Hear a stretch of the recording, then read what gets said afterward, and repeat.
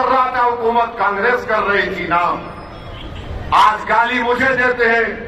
पूछिए इनसे, एहतशाम कुतुबुद्दीन सिद्दीकी कौन था, मोहम्मद फैसल कौन था, नवीद हुसैन खान कौन था, आसिफ खान कौन था, मोहम्मद अली कौन था।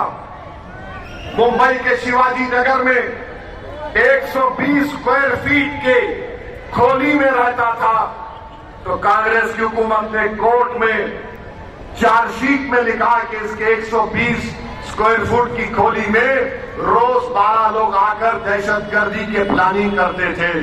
जिस जगह पर 4 लोग नहीं खड़े हो सकते, 11 लोग 12 लोग कैसे बैठे होंगे। कोर्ट ने, पूरे हाईकोर्ट ने इल्जामात को बरी कर दिया। आज कांग्रेस पार्टी मुझ पर गाली देती है। बताओ, 185 लोग मारे गए, उनको नहीं मालूम किसने मारा। ये 11 मुसलमान, एक मर गया उसमें, 10 ये नहीं जान पा रहे कि हमने 19 साल क्यों खराब किए, क्यों खराब किए। ये 10 मुसलमान तुमको, अमरावती के लोगों को पुकार कर कह रहे हमारी आवाज कहां है, हमको कोई छुड़ाने क्यों नहीं आया। यही अमरावती में आज कोई वाकया हुआ, मैं नाम नहीं लेना चाहता, 3-3 साल से जेल में है। बताओ क्या होगा उनका। ट्रायल कोर्ट में केस क्यों नहीं चलता उनका, बेल क्यों नहीं मिलती उनको, और कोई उनके बारे में बात क्यों नहीं करता। मैं कर रहा हूं, किसी के बाप से बगैर डर के कह रहा हूं। कसूर यह है कि नाम मुसलमान है तो मुल्जिम है तो जेल में सड़ेगा। अरे ट्रायल चलाओ, दम है तो विटनेसेस को लाओ, चलाओ, देखोगे ट्रायल चलाओ, मालूम हो जाएगा, दूध का दूध पानी का पानी हो जाएगा। मगर नहीं बात करेंगे। ओवैसी भड़काऊ भाषण देता है। अरे जालिमों, पापियों, सच्चाई को बयान करना अगर भड़काऊ भाषण है तो पूरे भारत में दूंगा भड़काऊ भाषण। आप बताइए क्या हो रहा है, क्या हो रहा है। और फिर मुझे बड़ी बड़ी गालियां। ओवैसी ये है, अकोला में एक मौलाना आए थे जलगांव से, मौलाना बोल दिए कि मैं मजलिस भी खत्म कर देता हूं। मौलाना कशो करामात है क्या आपके पास। फिर बोले हैदराबाद से आए, उनको हम भिजा देंगे।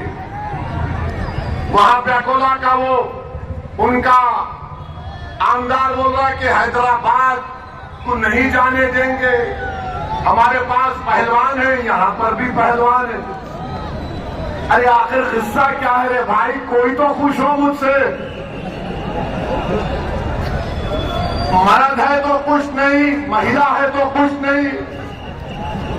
मेरा हाल तो ऐसा हो गया, मेरा हाल तो ऐसा हो गया कि सबको एक ही मर्द नजर आ रहा है, हैंडसम नहीं होता है। हम पे ही कंकर। अरे कोई तो बोलो, तुम तो बोलो कि कोई पत्थर से ना मारे हमारे दीवाने को। हमको गाली दे रहे। अच्छा फिर आप देखो, सुप्रीम कोर्ट में 2 बच्चों की बेल नहीं हुई, 5.5 साल जेल में थे।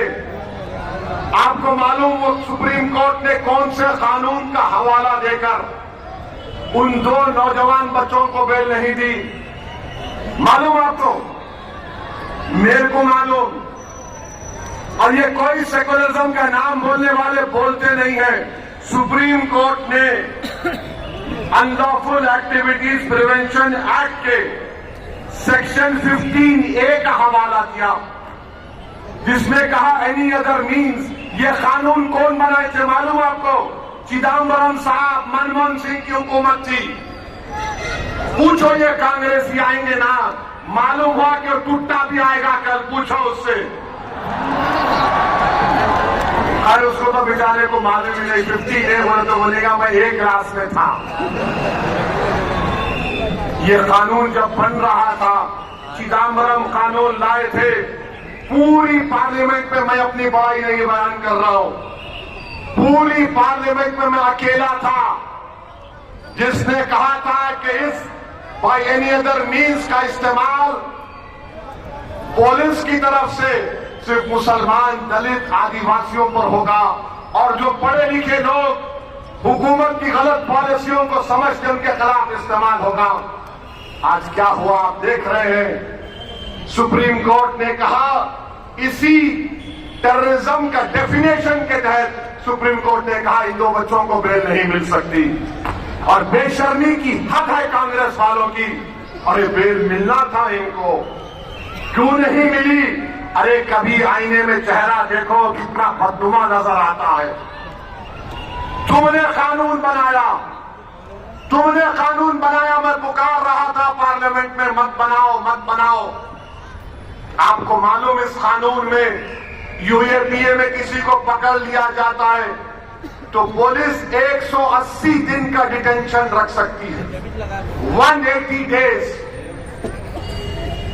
30 दिन नहीं, 60 दिन नहीं, 90 दिन नहीं, 120 नहीं, 150 नहीं, 180 दिन से पुलिस कस्टडी हो सकता है। कौन बनाए? ये कांग्रेस वाले बनाए। पूछो अपने आप से, वो जो 19 साल जेल में सड़ गए, वो जो बच्चे 5.5 साल से जेल में हैं, वो जो भीमा कोरेगांव के केस में स्टैन स्वामी जो 85 साल का बूढ़ा जो पुलिस को जेल की अथॉरिटीज को लिख के दिया कि मैं हाथ से पानी नहीं पी सकता, मेरे को स्ट्रॉ दो, जेल में मर गया वो। और आज आप हमको गाली देते। 2019 में अमित शाह यूएपीए कानून को और गंदा किए। किसने सपोर्ट किया? किसने सपोर्ट किया मालूम आपको? जो नहीं जानते हाथ उठाओ, शर्माओ मत। जो नहीं जानते किसने तारीफ की उसकी, पूरे उठाओ। जो जानते हाथ उठाओ, तो नहीं जानते पूरे हाथ उठाओ। मैं बोलूंगा क्यों, हाथ उठाओ पूरे। अब ये हाथ का तुमको वास्ता दे रहा हूं, तुम हाथ को वोट नहीं देना। यही हाथ वालों ने 2019 में मोदी के कानून की लड़ाई की थी। जाकर उठाकर देख लो 2019 यूएपी अमेंडमेंट।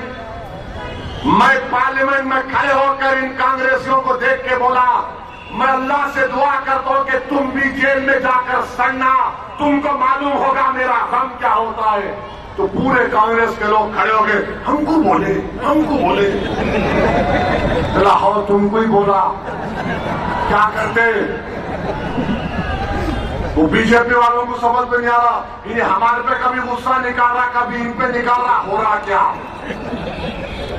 मैं बता दिया कि कांग्रेस उस दिन उस गंदे कानून के हक में वोट दिया और उसी कानून की वजह से 2019 का यूएपीए कानून, 2008 का चिदम्बरम का यूएपीए कानून मिलकर आज मासूम लोगों की जानों को बर्बाद कर रहा है। यकीनन हम दहशतगर्दी के खिलाफ है। इस्लाम आया तो दहशतगर्दी को मिटाने आया। इस्लाम आया तो अबू जहल टेररिस्ट का खात्मा हुआ। इस्लाम आया तो अबू लहब के टेररिज्म का खात्मा हुआ।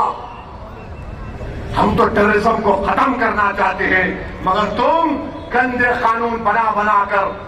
और स्पीकर, जब मैं उस अमेंडमेंट जो अमित शाह लेकर आए थे, मैं नोटिस दिया कि मैं इसके खिलाफ वोट का मुतालबा किया। मैं वोट का मुतालबा कर रहा था ताकि कम से कम इन कांग्रेस वालों में गीरत पैदा हो जाए। आपको मालूम, हर उस पर मैं वोट पूछ रहा था, सिर्फ 2 लोग उस कानून के खिलाफ वोट दे रहे थे, एक ओवैसी और दूसरा इम्तियाज जलील, और ये कांग्रेस वाले मोदी के साथ वोट डाल रहे थे। मैं चैलेंज कर रहा हूं कांग्रेस पार्टी को, बोलो मैं सच बोल रहा हूं नहीं बोल रहा हूं। तुम आ जाकर हमसे भीख मांगते हो, हमारे बच्चों की जिंदगियां बर्बाद हो गई। ये सच्चाई को बयान करना इनको तकलीफ होती है। तो याद रखिए, अपने वोट का सही इस्तेमाल करिए। और मैं कांग्रेसी लोगों से ये नाम निहाल सेकुलर कायदीन से कहना चाह रहा हूं, किसी शायर ने अच्छा कहा था और उनसे भी कहना चाह रहा हूं जो आजकल ज्यादा मेहरबान। जबान काट लो, लहजा नहीं बदलेगा। जबान काट लो, लहजा नहीं बदलेगा। तुम्हारी सोच के सांचे में ढल नहीं सकता। मुझे भी मोम का पुतला समझ रहे हो क्या? तुम्हारी लो से ये लोहा पिघल नहीं सकता। तो मेरे अजीज दोस्तों और बुजुर्गों, 15 तारीख के दिन पतंग के निशान पर बटन दबाएंगे नहीं दबाएंगे? और माशाल्लाह से पाना अपना काम कर रहा है। पाना जो है ना, मोदी जी के नटों को वोटों को हिला कर, तब समझ में नहीं आ रहा पाने का इस्तेमाल कैसे करना। ये खुदा का निजाम है।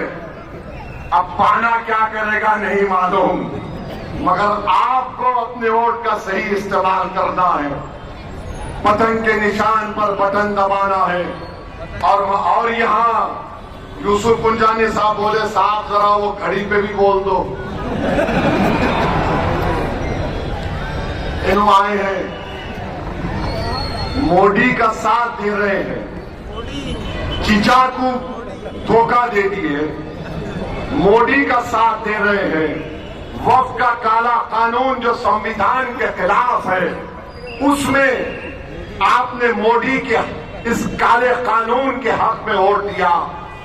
अब इनके लोग गले में पट्टा डालकर अपने चेहरे को छुपा रहे। अरे तुम अपने चेहरे पर मोदी का मास्क लगा कर आओ। तुम मोदी के वोट के नाम पर वोट ले रहे हो। अजीत पवार को वोट देने का मतलब यह है कि मोदी को वोट देना। क्या आप मोदी को वोट देंगे? जरा जोर से बोलो। दोनों है ना यहाँ पे, एक विधानसभा के है, एक क्या है वो आमदार है। दोनों को मालूम होना है कि आप मोदी को वोट देने वाले हैं। ये बात 15 तारीख को आपको दिखाना पड़ेगा इंशाअल्लाह ताला, और पूरी ताकत के साथ अपने वोट का इस्तेमाल करिए। डरने और घबराने की जरूरत नहीं है। आप ये बताइए कि अमरावती में पेट्रोल की कीमत क्या है? 110।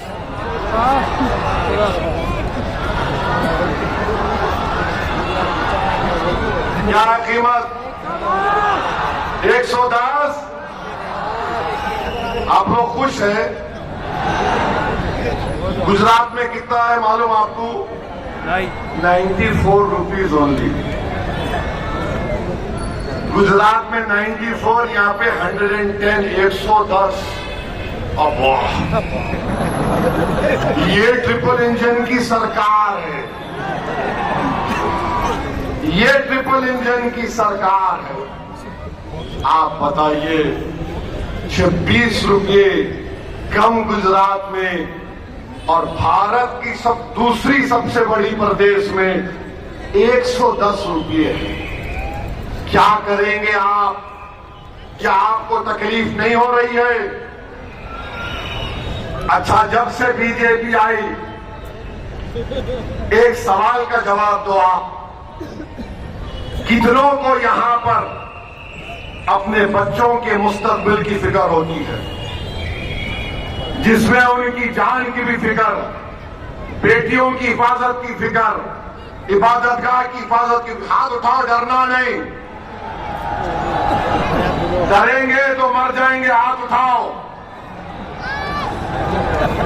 फिर ये कौन सा राज कर रहे? सबका साथ, सबका विकास, सबका विश्वास। मेरे भाई, मैं आपको ये कह रहा हूं कि डरना अगर है तो अल्लाह से डरो। किसी हुक्मरान से डरने की जरूरत नहीं है इंशाअल्लाह ताला। हम भारत के बाइज्जत नागरिक हैं।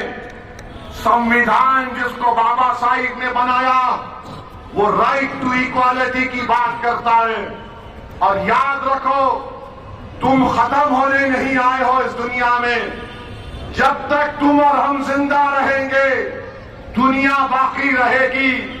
जब तक मोहम्मद मुस्तफा सल्लल्लाहु अलैहि वसल्लम का उम्मती जिंदा रहेगा, अल्लाह उस वक्त तक क़यामत को नहीं बिताएगा जब हम नहीं तो दुनिया नहीं।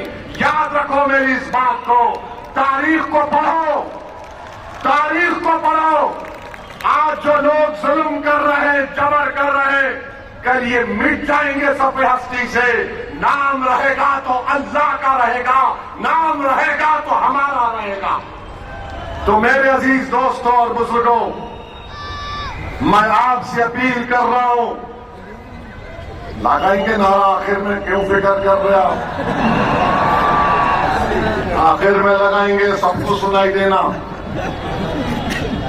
मेरे अजीज दोस्तों और बुजुर्गों, एक ड्रामा महाराष्ट्र में हो रहा है। मुंबई में बैठकर देवेंद्र फडणवीस, शिंदे, अजीत पवार बैठकर मुंबई में वड़ा पाव भी खा ले रहे, मलाई भी खा ले रहे, और बेचारा किसान खुदकुशी कर रहा है। नौजवान बेरोजगार हो गया। अब नगर पालिका के चुनाव आए तो तीनों क्या करे, एक दूसरे की पीठ, इधर एक इधर एक उधर। हम लोग हैदराबाद में बोलते हैं, तू मेरी पीठ खुजा, मैं तेरी पीठ खुजा दो। आप बताओ ये क्या ड्रामा है? महाराष्ट्र की जनता बिहार के बाद बड़ी बाशऊर जनता है, सियासत को बड़ी करीब से देखती है। मैं आपसे अपील कर रहा हूं कि आप इनके साजिश का शिकार मत हो जाइए। अपने वोट का इस्तेमाल सही तरीके से करिए। यकीनन जहां पर आप बसते हैं वहां पर बहुत से मसले मसाइल हैं, बहुत से तकालीफ हैं। स्कूल की बिल्डिंग्स और स्कूल की जरूरत है, पीने के पानी का मसला है, बहुत से मसाइल हैं। अगर एक अच्छा कॉरपोरेटर जो मजलिस का साबित होगा, अगर आप उसको कामयाब करेंगे तो इंशाअल्लाह ताला अमरावती में और तरक्की आएगी। तो मेरी आपसे दरमंदाना अपील है कि पतंग के निशान पर वोट दीजिए। और ये जो बीजेपी वाले आजकल बहुत बातें कर रहे हैं, मेरे कपड़ों के बारे में बात कर रहे हैं आजकल, ये क्या है ना? आपको मालूम, नाथूराम गोडसे औरतों से बड़ा चमकता था। नाथूराम गोडसे उन्होंने उधर थे,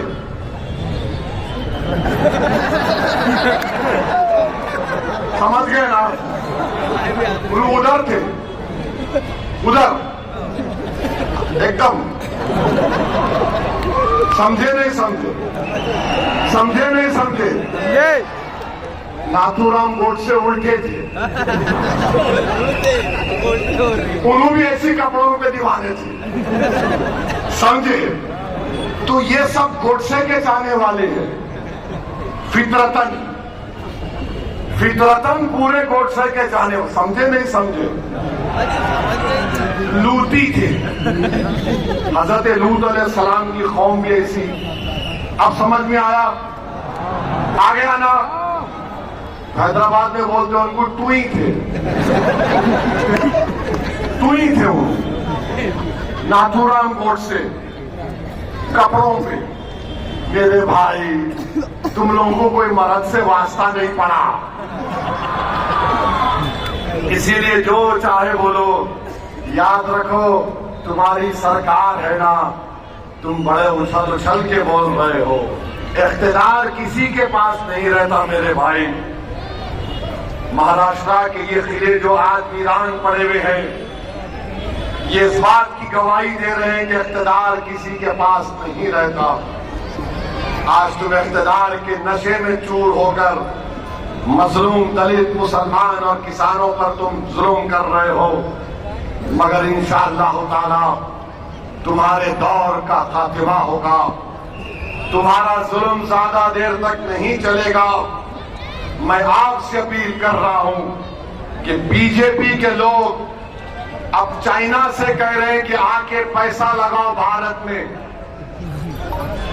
चाइना से कह रहे आओ इन्वेस्ट करो भारत में। और चाइना डेमस्टॉक डेमसांग में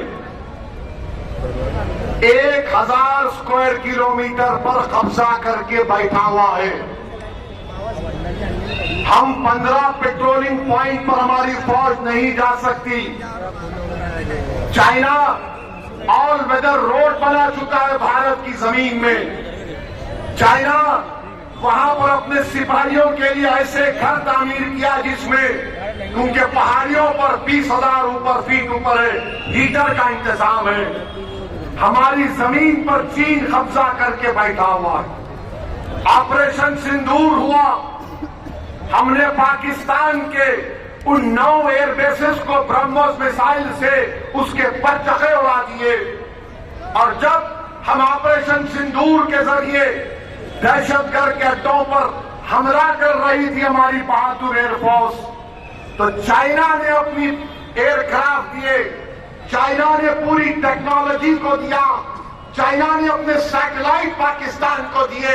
मैं पूछना चाहता हूं आरएसएस बीजेपी से, क्या ये आपकी देशभक्ति है?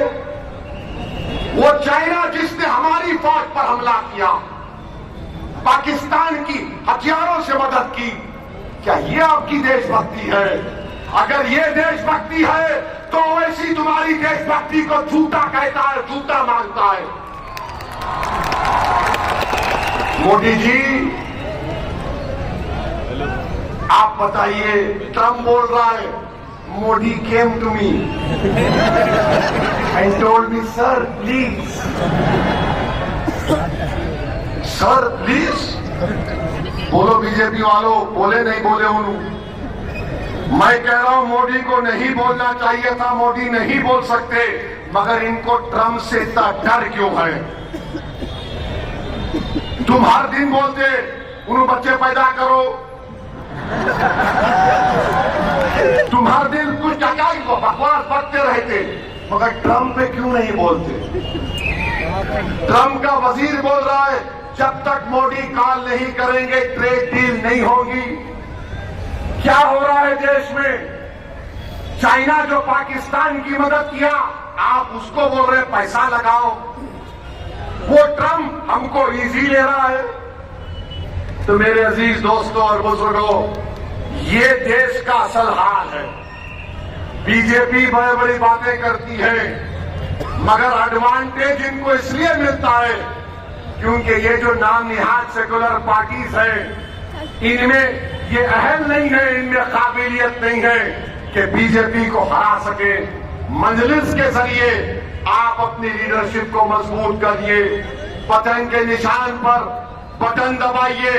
मैं बार बार आपसे अपील कर रहा हूं, ये इलेक्शन जमीनी सतह की आपकी लीडरशिप को मजबूत बनाना। तो मेरी आपसे दर्दमंदाना अपील है कि आप पतंग के निशान पर वोट दीजिए। मुझे नागपुर में भी जाकर एक इंतखाबी जलसे से मुझे वहां पर शिरकत करना है और तकरीर करना है। आप तमाम आए, मगर इस जोश और जज्बे को 15 तारीख तक बरकरार रखिए। कोई इंडिपेंडेंट भी आ जाएंगे, कोई वो आ जाएंगे। देखिए, मुत्तहिद रहिए, मुत्तहिद रहिए और अपनी इस चीज को अपने दिल में डाल दीजिए, ये इलेक्शन मेरे लिए बहुत अहम है। यही दरखास्त करने के लिए मैं आपके पास आया था और आपसे अपील कर रहा हूं कि मुत्तहिदा अपने वोट का इस्तेमाल पतंग के निशान पर करिए। मेरे साथ नारा लगाइए, नारे तकबीर, नारे तकबीर, मजलिस इत्तेहादुल मुस्लिमीन। बहुत बहुत शुक्रिया, इस दीवाने की बात को सुनने फिर से आए। अल्लाह आपकी इस मोहब्बत को बरकरार रखे।